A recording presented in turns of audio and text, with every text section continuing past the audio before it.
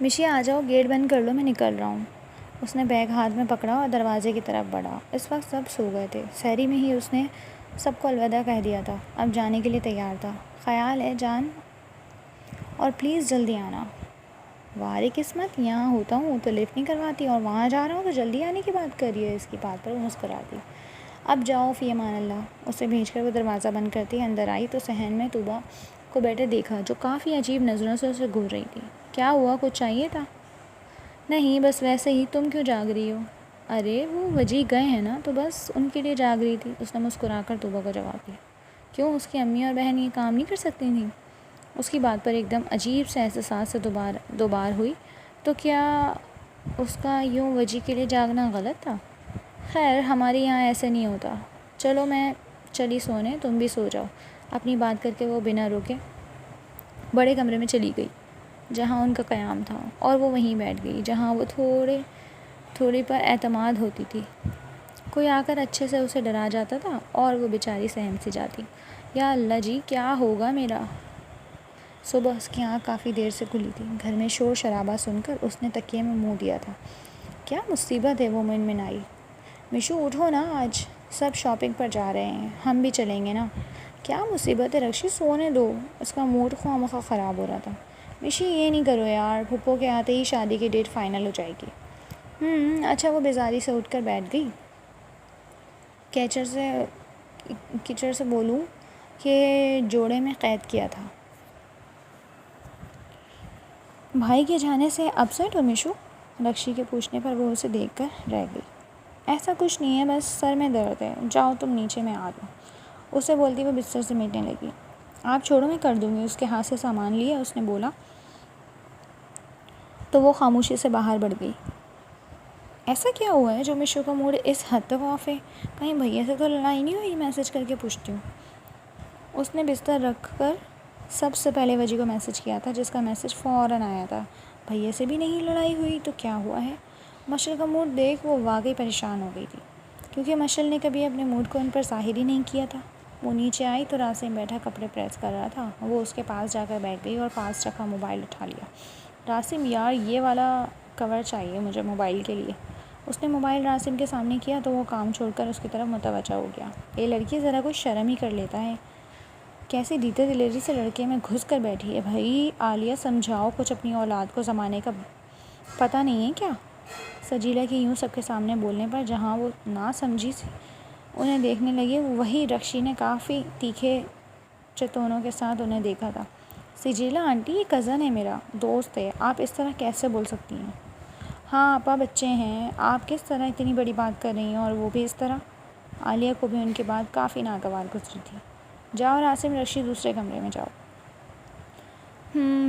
اپنی اولاد کی بات آئی تو کزن ہے، اور میری بیٹی کے ساتھ کیا کیا تھا؟ لیکن میں بھی سجیلہ ہوں، اتنی آرام سے نہیں بھولتی کچھ، بڑبڑا کر کہتی انہوں نے تکیے سے ٹیک لگائے تھے۔ پتہ نہیں سمجھتی کیا ہے خود کو، ایسے کیسے اتنی عجیب سی بات بول دی، وہ بھی مما اور راسم کے سامنے؟ وہ غصے سے پیچ و تاب کھا رہی تھی۔ رہ کر سجیلہ پر غصہ آ رہا تھا۔ چھوڑ نا، کیوں موڈ خراب کر رہی ہے؟ لوگوں کی تو عادت ہے باتیں بنانا، اب کیا لوگوں کی وجہ سے ہم جینا چھوڑ دیں؟ کل کو یہ کہیں گے کہ اس نے سانس کیوں لی، تو کیا سانس نہیں لیں گے؟ رانیہ نے اسے سمجھایا۔ پھر بھی یار، مشی کو بھی ضرور انہوں نے کچھ کہا ہے، ورنہ ہماری مشو کا موڈ کبھی آف نہیں ہوتا۔ اللہ جانے ایسے رشتہ دار آتے کہاں سے ہیں، مجھے تو ہاشم کی پریشانی ہی دیکھا نہیں۔ طوبیٰ کیسے گھور کر دیکھ رہی تھی، جیسے نظروں ہی نظروں میں کھا جائے گی۔ خیر، ہمارے بھائی اب اتنے بھی ہلکے نہیں ہیں، زیادہ کچھ بولا تو یہ ذلیل ہوگی سب سے۔ وجدان بھائی کا پتہ ہے جب آئیں گے وہ۔ ہاں، آج کام ختم کر کے کل صوبیہ آپونے جائیں گے تو ان کے ساتھ ہی آئیں گے، اور بڑی پھوپھو بھی دلاور بھائی کے ساتھ آنے والی ہیں۔ اللہ تیرا شکر، ورنہ قسم سے ان مہمانوں کو برداشت کرنا مشکل ہو جاتا۔ اب تو بڑی پھوپھو یہ ہینڈل کریں گی انہیں، رکشی نے بول کر جلدی سے استری کیے کپڑے ہینگر میں رکھے، ورنہ اس پر بھی ڈانٹ پڑنے کا خدشہ تھا۔ ہاشم بھائی قسم سے نہیں کرے نا، میں مما کو بول دوں گی۔ رکشی کب سے اس سے پائپ لینے کی کوشش کر رہی تھی، جو نہ جانے کتنی گرمی کا مارا بنا ہوا تھا کہ وہی صحن میں بیٹھ کر بالٹی میں برف ڈالے مزے کر رہا تھا۔ او بھائی چپ کر جا، باہر اتنی گرمی ہے، حشر برا ہو گیا، تو بھی انجوائے کرو۔ ہاشم نے بولتے ساتھ پائپ کا رخ اس کی طرف کیا تو وہ چیختی ہوئی سائیڈ ہوئی، جبکہ پیچھے سے آتی طوبہ پوری گیلی ہو چکی تھی۔ ہاشم کیا کر رہے ہو؟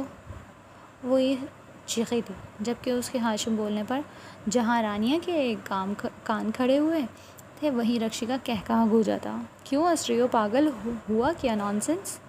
رکشی کے ایسے ہنسنے پر وہ تلملائی ہوئی وہاں سے نکلی۔ میں نے زندگی میں پہلی بار گیلی کبوتری دیکھی، اور وہ بھی سڑی ہوئی۔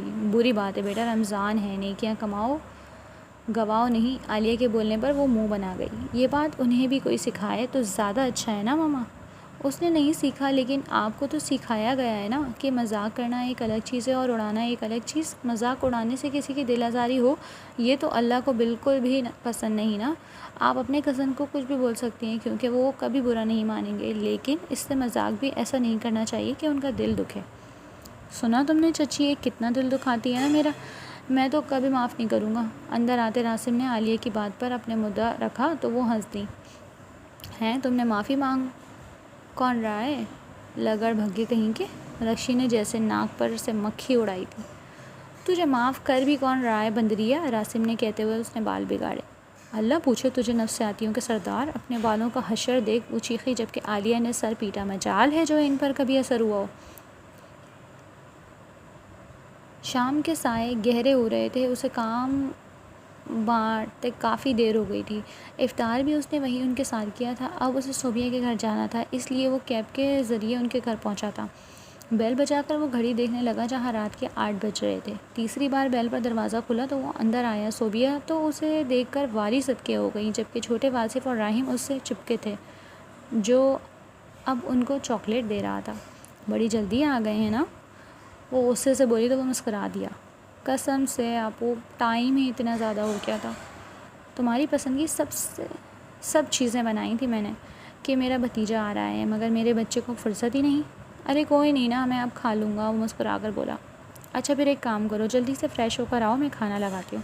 اسے واش روم کا بتا کر وہ کچن میں چلی گئی تو وہ اٹھ کر اندر بڑھا، مگر اندر سے باہر آنے والی ہستی سے بری طرح ٹکرایا۔ اگر وہ اسے نہیں تھامتا تو یقیناً سامنے والی زمین بوس ہو چکی ہوتی۔ ارے دھیان سے، اس نے اسے کھڑا کیا جو اس کا بازو کے سہارے تھی اور اسے یکٹک دیکھ رہی تھی۔ آپ ٹھیک تو ہیں؟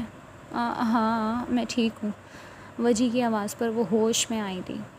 تھینکس، لب کاٹتے اس نے اس کا شکریہ ادا کیا تو وہ مسکرا کر اس کی سائڈ سے نکل گیا، لیکن جاتے جاتے کسی کے دل کی دنیا ہلا گیا۔